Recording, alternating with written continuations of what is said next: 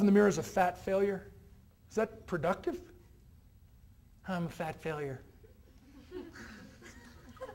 That's negative. What if you just turned it around as a positive and you said, I've been very successful at putting on weight.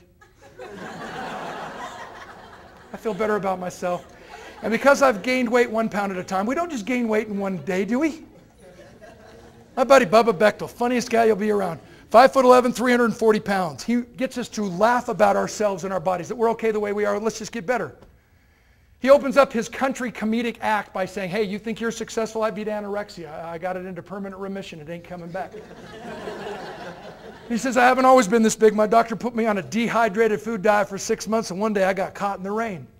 I gained 400 pounds like in 1 minute. It was the saddest thing I've ever seen. Let's laugh. Come on.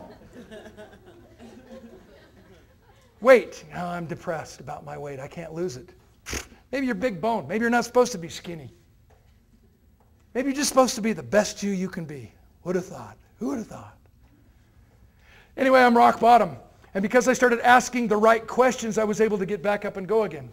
And when you have motivation, when you have a big why, it's amazing what can happen. Eh? And if you have whys, have you answered why you need to go to school and graduate? Have you answered why you are very important and you should never give up on yourself? Broken clock is right twice a day. Never give up on anybody, especially yourself. You wait long enough, that clock's going to be right twice. You're like, dude, man, yeah, I'm okay. Do you understand what I'm trying to say to you?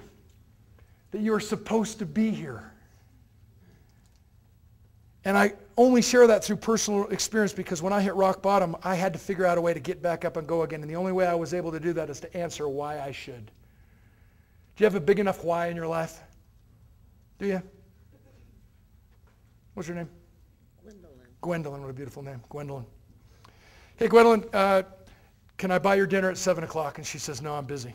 Can I buy your dinner at 7 o'clock? Please. No, I'm busy. I've got all these things I have to do. I've got this appointment. I got this. Oh, really? I have 2 round-trip tickets to Hawaii, 7 days, all-expense-paid trip, and you got to be packed, and you got to be to the airport by 7. Oh, yeah. No problem. You see, it was a big enough why.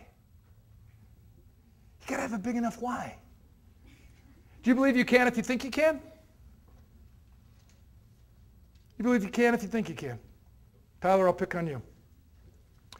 No, I won't. Any gentlemen in here married? Hey, Caleb, you married yet, man? You married? You're married? Who's married? Ah, good. Are you, what are you, man? You in the Guard, the Reserve? What are you? Oh, very cool, man. I've been to Iraq and Afghanistan. Good for you, man. I think we should all wear BDUs, man. So what's your name? AJ. AJ. And your wife's name's? Jeannie. Jeannie. Okay, I'm going to talk to AJ just for 1 second. You answer the questions, and this is a long, long answer to the sweet question. Here we go. AJ, and what's her name again? I'm sorry? What? What's your wife's name? Jeannie. Jeannie. Brain damage.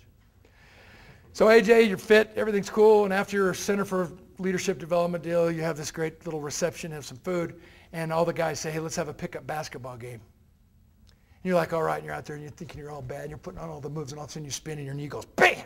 And you hear it, and you feel it, and you're like, what a drag. Fall to the floor, your knee swells up, left knee swells up about the size of a basketball. And you're like, oh no, what do I do? Am I going to lose my scholarship through ROTC? What am I going to do with school? I can't work, I can't, oh my gosh. And your friends are so sensitive, they just leave you there while they finish the basketball game.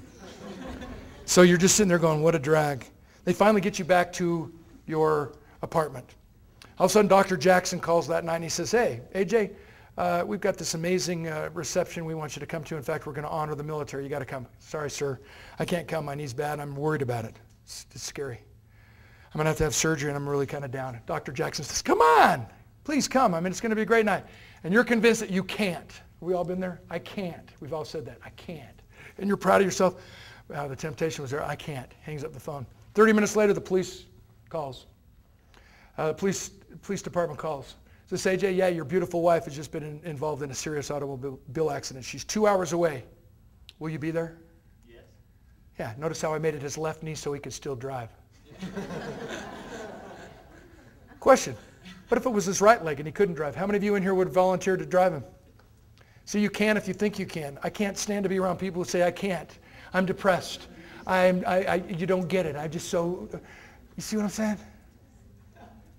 It's okay. You can if you think you can. I learned that because I got back up and went again. Yeah. What do you say to someone who says, well, it's just my chemical imbalance? Chemical imbalance? It's like my buddy Bubba Bechtel again, the comedian. He goes in, he's having chest pains. I take him in, Doc, you got to check out my friend. He checks him out. What does he do? He makes an excuse just like that. Doc, you don't understand. Overweight is a medical problem. And the doctor says, no, the only medical problem you suffer from is that your body retains too much chocolate fudge cake. And then he comes out with another excuse. Yeah, but obesity runs in my family. And the doctor says, no, no one runs in your family.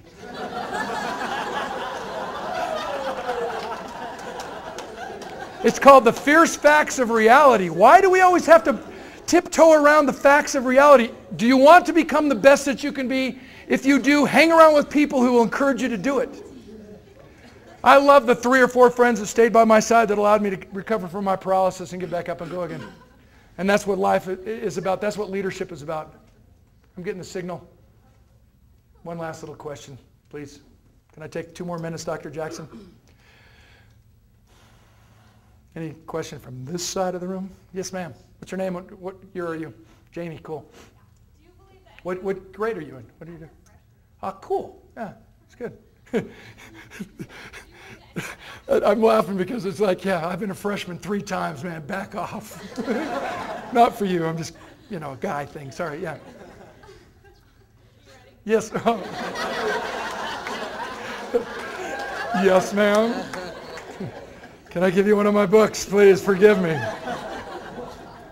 There you go, Jamie. Yeah. I'm ready. I'm just wondering if you believe that depression can actually be a disease that someone needs. Oh yeah, there's people with chemical imbalance. They need non-judgmental friends, unconditional love, and medical attention. Oh yeah, we know that. My grandfather killed himself from depression. That was I don't think he killed himself from depression. Let's not get into this debate. He thought he was depressed. I hang around with so many people who just dream these mighty dreams and they just wake up early and stay up late. And they don't have time to get lonely and to get down on themselves. And the only time depression came up was when his autopsy stuff came back. No one ever said that's the word, but when it came back, they said they had that imbalance. So I was just wondering if no, there are people. Yeah, please. And I'm not Tom Cruise. I'm not slamming medicine. No, it's good. But there's a commercial on TV right now, and it cracks me up. It's a 60-second commercial.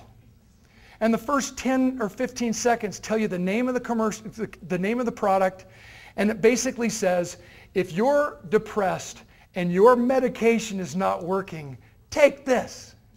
And then the next 45 seconds tell you all the side effects. Your nose is going to grow, your arm's going to fall off, you could die on Tuesday. But take this if you're still depressed because your other medication isn't working. I'm like, hang with me for a week. We will laugh, we will cry, we will make mighty things happen. We will raise money for charity. We will have the greatest week you've ever had. Has nothing to do with a chemical imbalance. It has to do with hanging around with people and say, come on, man, let's go. Somehow that ties into leadership. So I'm so glad you asked the question, Jamie, because too many of us, we just, she's got problems or he's got problems. No! Come on! Let's go! ADD, ADHD, all the letters. If they had tests when I was in high school, I would have qualified, I would have tested out, I would have been the valedictorian of all the bad guys. And as a football coach, it's interesting to me how you get the ADD, how you get the attention deficit disorders, the Shia ones, the ones that are way fanatical. And they show up to practice and they're never